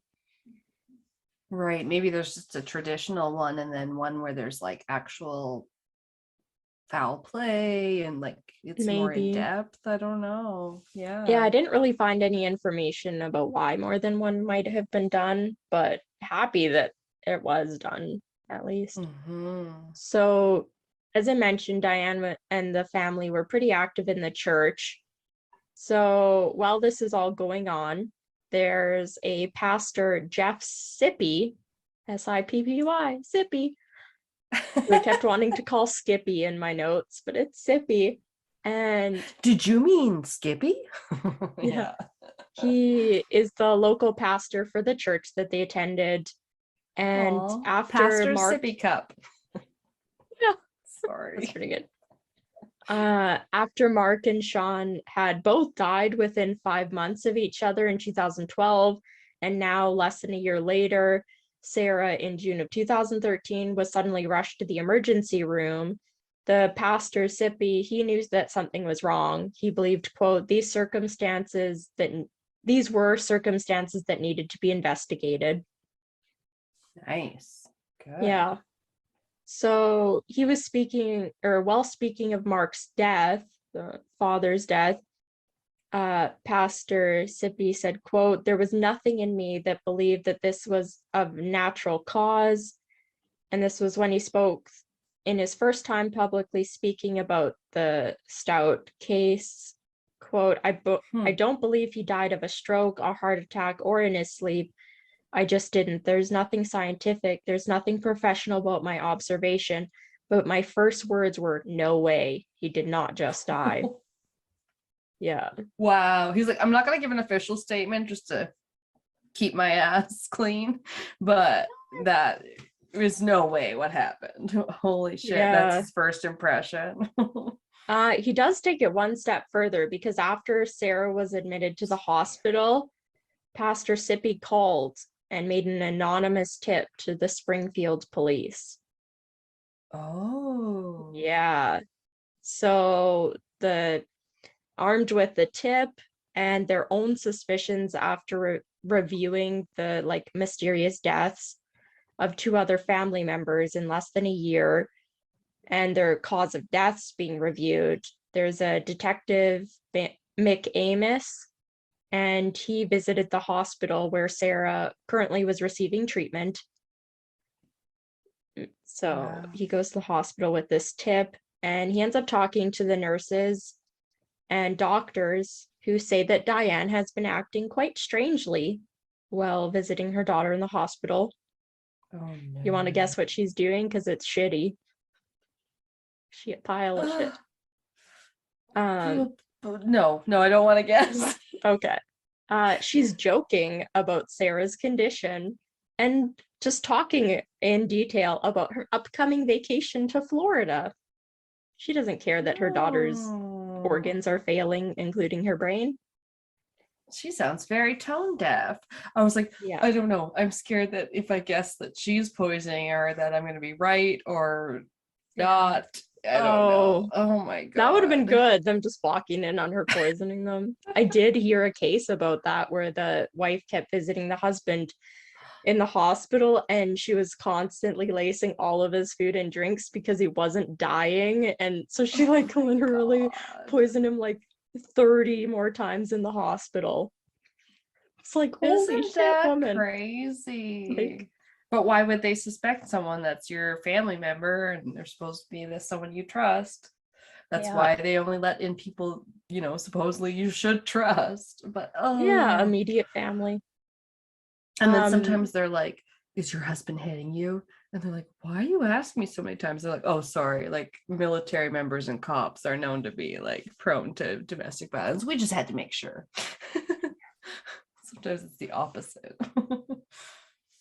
all right, so this is like kind of a combination of two quotes from the Detective McAmis. He said, I ended up speaking with the doctor that was taking care of Sarah as well. He told me that they performed several tests. They couldn't figure out what was going on, and he said he was suspicious that it was a possible poisoning case. So Diane and Rachel were brought in for questioning. Yeah, the only two left, or I guess two of the three left. So Yeah, Diane that's true. denied that she was intentionally harming her children, but because she's a piece of work, she did tell police that she may have just slightly delayed bringing Sarah to the hospital because Sarah was quite a difficult child. Nope. Um, That's something that's cool to admit to anyone right? or do. So Child this is Protective Services. right. Oh, Wow. so from a police interview she did, it was this is what she basically said to them during her initial like questioning. Quote, I didn't hurt my kids, and that's what I feel like you're insinuating I did. I may not be the best, or I may not be the best mother in the world, but I didn't hurt my kids. This is when she was being interviewed by Detective McAmis.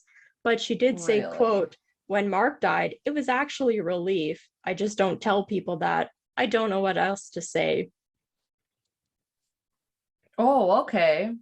Yeah. What? Oh my God. Um, so So it was sorry, yeah, when she's like, I didn't hurt my kids. Anything else you can say, but I didn't hurt my kids. It's like that whole thy doth protest too much. It's like yeah. when people just say, I could never do this, I could never do this. You're like, okay, yeah, you did that. Yeah, let's just say we haven't even gotten into it. So Diane eventually confessed to police that she was intentionally poisoning, um, or she did intentionally poison and kill Mark and Sean and attempted to kill Sarah.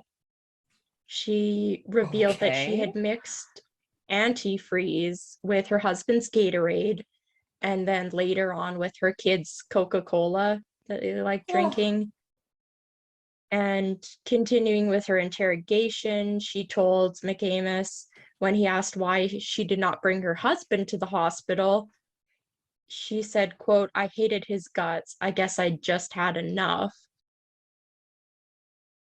And okay. Divorce is a thing. right? Like, holy shit.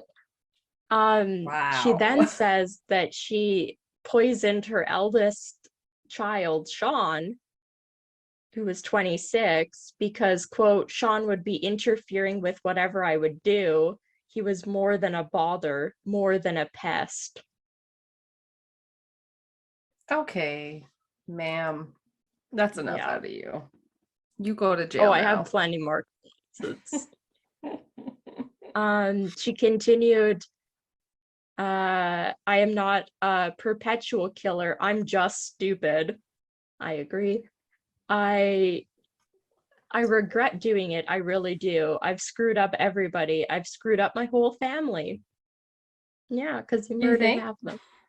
Um, you and decided you didn't like them anymore? yeah, Wow. basically, Diane admitted to putting the antifreeze in Sean and Sarah's drinks multiple times over a 2-day period. Oh my God. I don't know how long she had to poison her husband for. That wasn't really talked Mhm. about. And so, if you remember, she's brought in, but her daughter Rachel, who's 22, is also brought in for questioning. Okay. So, Rachel initially denied any involvement in the poisonings and said that her mother only ever talked about hurting herself, but not about hurting others. However, police conducted a search of the house and uncovered a journal that was written by Rachel.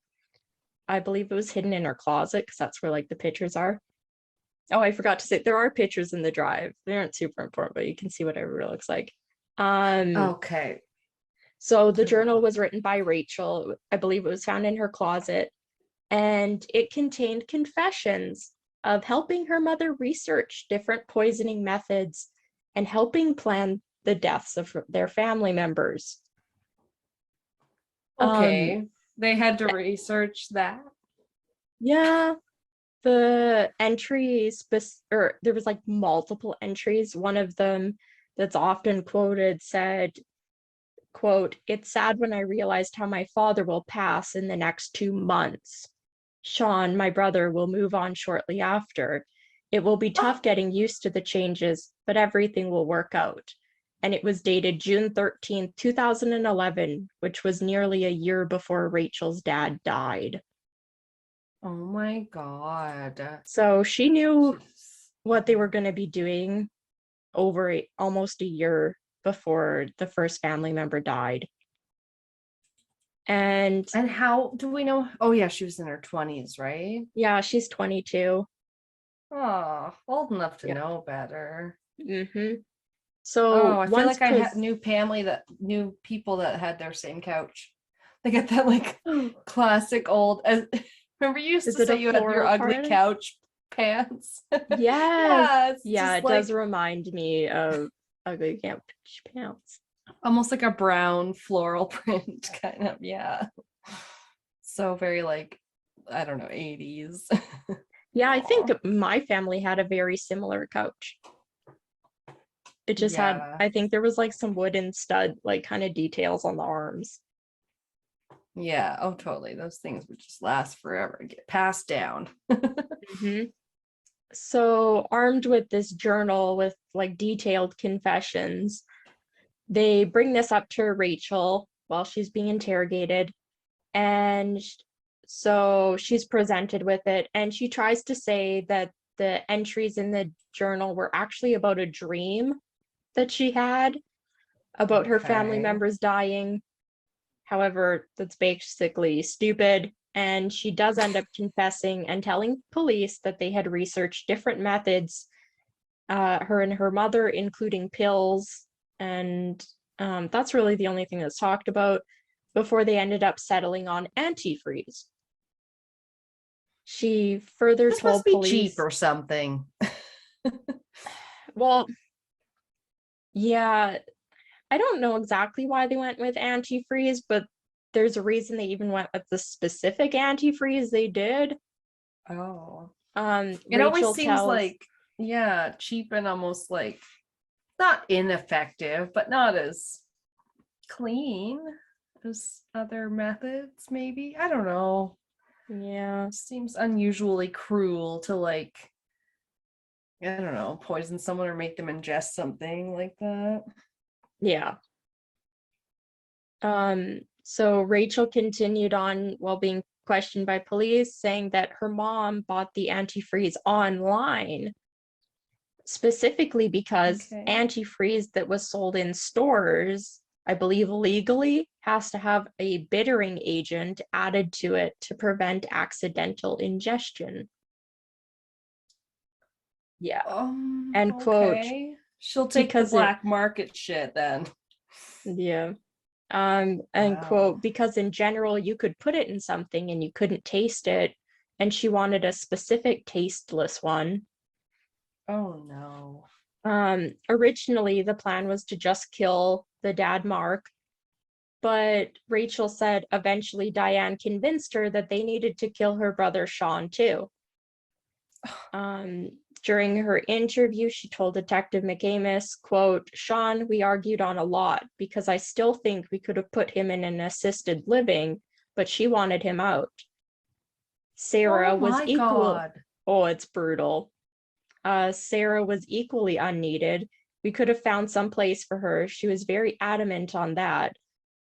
she was very adamant on that Sarah was just a burden and that Sarah needed to be taken care of. I mean, clearly she feels like anyone in her family is going to be a burden, especially if they're not willing to help her with her murders, this mother. Right? Yeah. Ugh, and I feel like I use that term loosely, mother. Ugh. Yeah, this is like brutal. This woman should have never had kids. What a bitch or Rooney Dooney. Rachel then told Detective McAmis that she and her mother only took Sarah to the hospital because Diane was worried about the smell that it would leave afterwards if she died inside the house. Jeez. Quote, I didn't want another one to die in the house because houses are nasty after somebody's died in it. This is Rachel to Detective McAmis. Quote, I get a lot of nightmares. After Sean died, I moved into his room and it was awful, awful, awful in there. I kept feeling things in there. I didn't want that again. Okay, maybe just stop killing people. Yeah. Rachel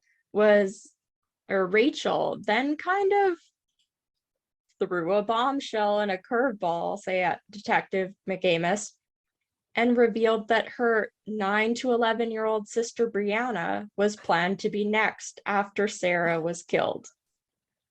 Well, why is she a burden now? Because she's a child and she can't Yes, make literally, her way because she's yet? a child. Oh my God. Yeah. Oh, yeah. So over She these said, people. yeah, this is like the worst thing. That's almost like, what the fuck is this lady's problem? Right? So Rachel was telling the detective, quote, I know there's no way in hell I'd be able to take care of her, meaning Brianna.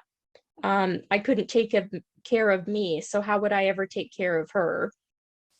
So, Oh my God, you'll take care of her until she is 9. They Yeah. basically can take care of themselves at that point. Yeah. Just need to not feed her poison. Yeah, right? Oh. So obviously Diane and Rachel were arrested and charged with the deaths of Mark, Sean, and they called it the assault of Sarah. Because she's not dead quite yet. No. Right. So during the trial, Diane entered an Alford plea, which I didn't actually know about until I watched The Staircase. I don't recognize that. The Alford plea is something that you can do. It acknowledges that the prosecutors do have enough information and evidence to convict you without actually having to admit whether or not you're guilty. Oh, one of those. Yeah. So I'm not saying I did it, but I'll take the I'm saying you blame. can convict me that I did it. Because why does that need to exist? Oh my God. Right? It's very confusing. I don't know. Mm-hmm. So yeah, Diane enters this Alford plea and is able to be sentenced without having to admit guilt to the 2 counts of first-degree murder. And because of this, she's sentenced to life imprisonment without parole. And she's actually was sentenced only in 2018. So it took a number of years to get this like through trial. Our cases are so far apart. Like 200 years. Is that right? Yeah, it seems. Yeah. It's at least like over 150. 100. Yeah, holy shit. So when speaking about Sarah, who was the last to be poisoned, Diane said, quote, I'm sorry for what she went through, but I'm sorry for what everybody goes through. I'm sorry for what I've had to go through. Okay, lady. Yeah. We're sure you've had such a hard life. I mean, maybe she has some, probably, obviously she has some mental illness or is not mentally something's going on. Right. But still, it's so hard not to judge those kind of words. As a mother, it's difficult to hear. Like, she sounds so brutal when talking about her own kids. So cold. So Rachel, the daughter that was involved, she ended up pleading guilty to second-degree murder in 2015 as part of a plea deal she made in exchange for testifying against Diane, her mom. And Rachel Okay. ended up receiving 2 life terms with the possibility of parole after 42 and a half years. Oh wow. Yeah. So That's she still more than got I really thought. harsh. Yeah. Yeah. Yeah. No, I think I'm satisfied with that. Like, Yeah. if that doesn't give you enough time to reform, I don't know what Yeah, will. that she'll get out when she's like what, like 65? Or Ooh, no, yeah. almost 70. And that's their entire life, Okay. basically. Yeah. And then due to the poisoning of the family members from the antifreeze specifically, the Stout family murder case is also very commonly called the antifreeze murders. Oh, they always got to Um, give it a catchy nickname when people can't remember the friggin' family name, right? yeah. And just following, basically the only information we have about Brianna is that she was placed in foster care. Um, Okay. After that, I don't think I have any sort of update about anything after that for her. I Hopefully do it's have some because of the other her family members. privacy. Yeah. Hopefully Yeah. she's doing better. So in the 2020 interview that I'm not sure when this happened. I think it might have been within the last few years, but Diane actually now maintains her innocence. She denies that she ever poisoned her family and goes against her like confessions that she made and says, quote, I said what I was told to say. I'm saying there is more to that than people know. And this was in her like exclusive interview she had with 2020. And Diane Okay. says that her husband Mark's death was due to his involvement with what she calls bad people, and goes on to say that he had Oh, issues with hard drugs and alcohol. okay. Yeah, Doesn't mean you die. right? She says, quote, Mark was with some people that are very dangerous. People have disappeared. I was told in jail that Mark had been green lighted, which was referring to a possible hit that had been placed on her husband. Um, Oh, okay. yeah, and then she goes on, quote, I'm saying somebody probably came in and gave him something, end quote. And she now also claims that she too was poisoned. She just can't prove it. Um, Okay. yeah. And Well, were you guys all taking arsenic at the time, or was it just a sign of the times? so this was all like in the last couple years. She's kind of flipped this, saying Mark was in with these bad people. She doesn't really Hmm. seem to have excuses about her kids' deaths or attempted deaths. But before Right. 2022, Diane had never said anything about Mark being associated with dangerous people, and there was never any evidence that anyone but Diane and her daughter Rachel were like basically just the main people behind the deaths of the family members. Yeah. Um, the last little bit I have about the case is just about Sarah. So she was poisoned, Mm. but she did actually survive. She Oh didn't my end up dying. gosh.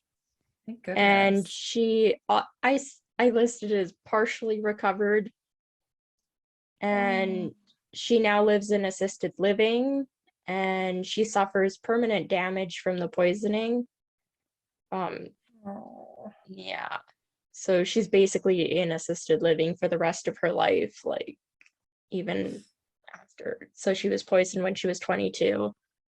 And was And she cognitively challenged before, or was she no, one of the she was ones just that the one that had wasn't? she just had the like tuition debt. That was like literally the only Oh, thing, as her mom said, Like Oh she was a man. difficult kid and like Oh, okay. stubborn, and that she had debt and was Right. living at And home because this, she couldn't get a job. okay, so it's all a result now Yeah. of the physical Yeah, trauma, just from the basically. poisoning. Yeah. Yeah. Um, Rough. so when she was probably, I don't know if she was conscious when she was on the hospital or what was going on, but when she was eventually told that she had been poisoned specifically by her mother and sister, she didn't actually believe it. I Um, mean, how could you at first? right? Yeah, it would have been like terrible. And Sarah actually now maintains a Facebook profile with information about the murder case, as well as a profile banner photo of her father performing with his band Messing with Destiny. Aw, cool Yeah. name. And Sarah was given the opportunity to read the following statement in court, which is how I ended the case. It was, quote, "I prefer to be a survivor than a victim. I forgive my mom for what she did to me, but she not only took away my dad and brother, but she took away my lifestyle, livelihood, and my independence." Oh, Hmm.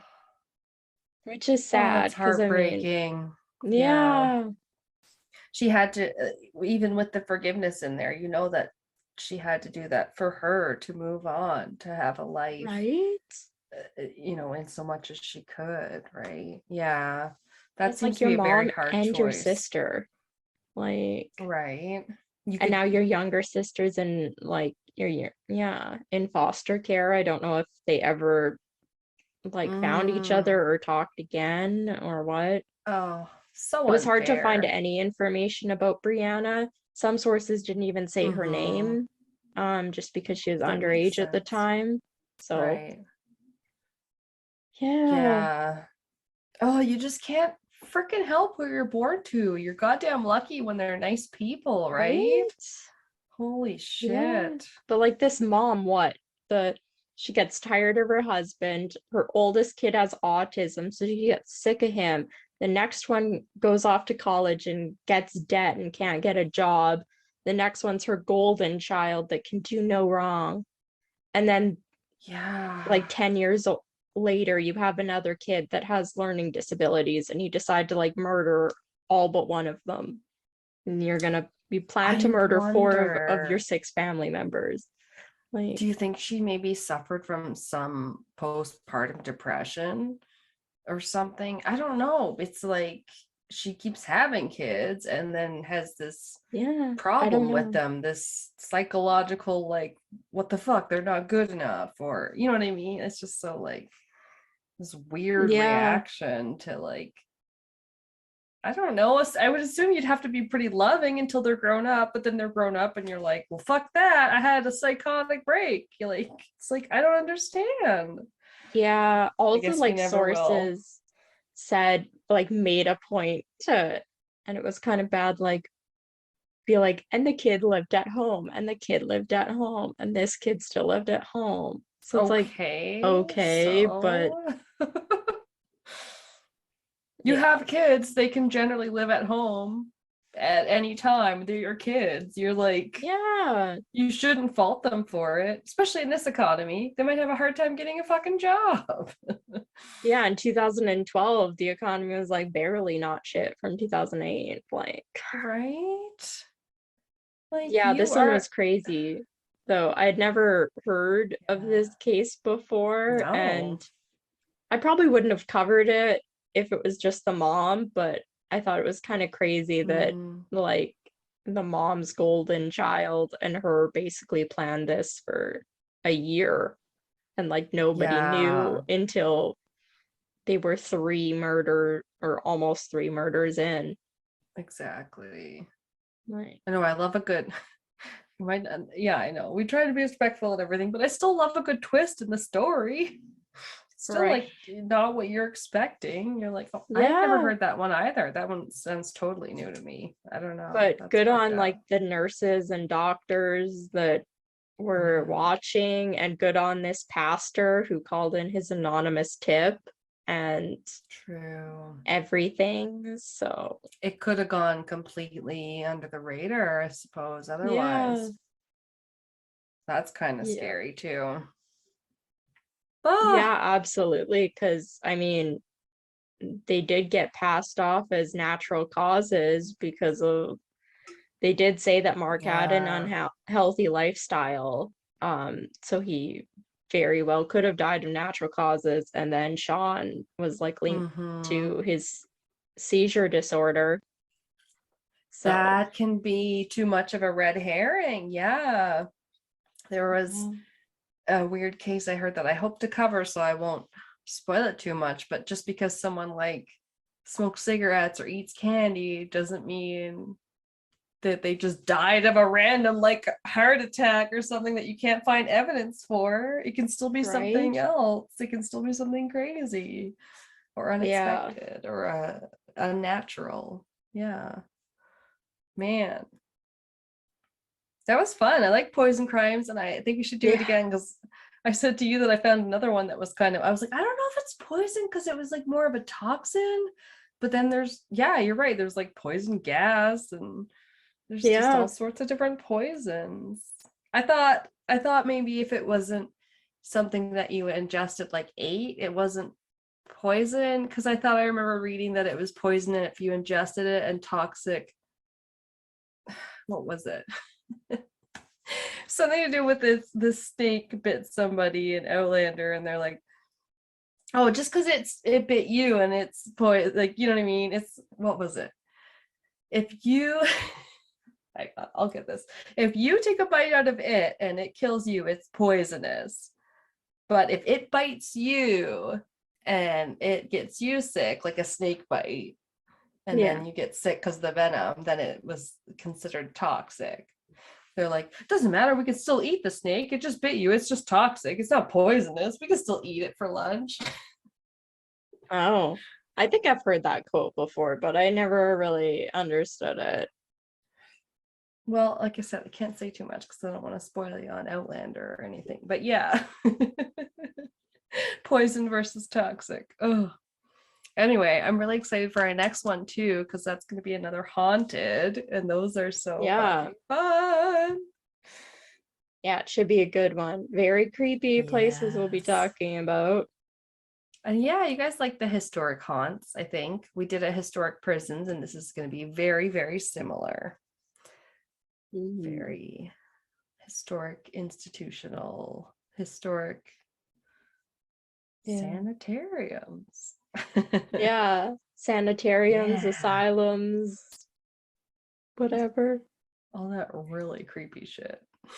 Yeah, more hospital-y treatment or poor treatment places, I guess, than just straight prisons, but Places full of, yeah, very disturbed energy, I would imagine. yeah, prisons of a slightly different kind. Although the prisons one was so crazy. All right. Well, hope you'll tune in next week. And thanks for Yes, listening. yes. Bye.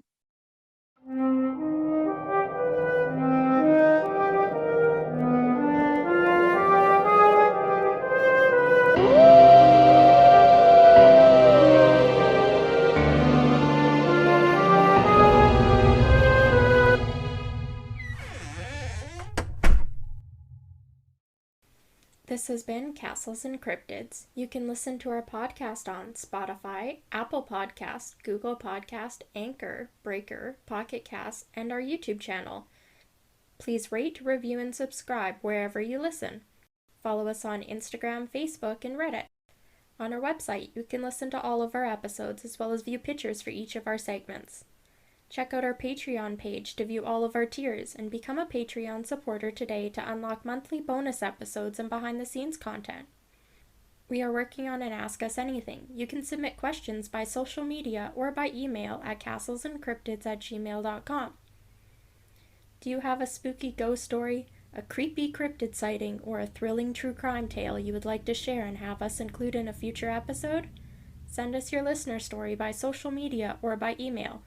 Please include the name that you would like mentioned. Our music is by Kobe Fair. Our logo and artwork is by Antonio Garcia. Thanks for listening.